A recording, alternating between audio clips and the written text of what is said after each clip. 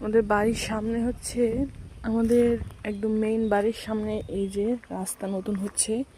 এরপর রাস্তার অপর সাইডে হচ্ছে আমাদের যেটা পুকুর আছে, আর এখানেও আর একটা বড় পুকুর আছে। আর এখানে আমাদের হচ্ছে একটা বড় গাছ কেটে রেখেছে, যেহেতু আমাদের রান্নাঘর করা হবে, বাইরের রান্নাঘর।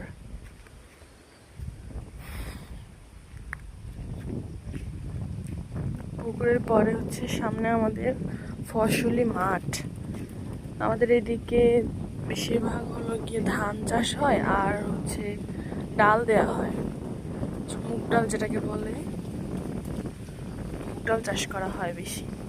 এই যে আমাদের তেঁতুল গাছ, এখানে প্রচুর পরিমাণে তেঁতুল হয়, যে গত বছরে হয়নি কারণ এই গাছটা কেটে দিয়েছিল। এবছর আবার নতুন করে পাতা গজিয়েছে, আবার চারদিকে ডালপালা ছড়িয়ে পড়েছে। এবছর আবার ওই যে ফুল ধরছে, এবছর ইনশাল্লাহ হবে তেঁতুল। এখানে আমার দাদু একটা খড়ের, আমাদের এদিকে বলা হয় কুটার কুট বলা হয়, এদিকে আমাদের যে খড়গুলোকে বলা হয় কুটা। যে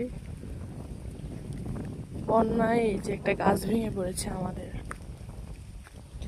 যে এখানে ধানের সিজনে ধান সেদ্ধ করা হয়েছিল, যে এখানে হচ্ছে ধান সেদ্ধ করার জন্য আমার দাদি আলাদা করে চুলার মতো বানিয়েছে।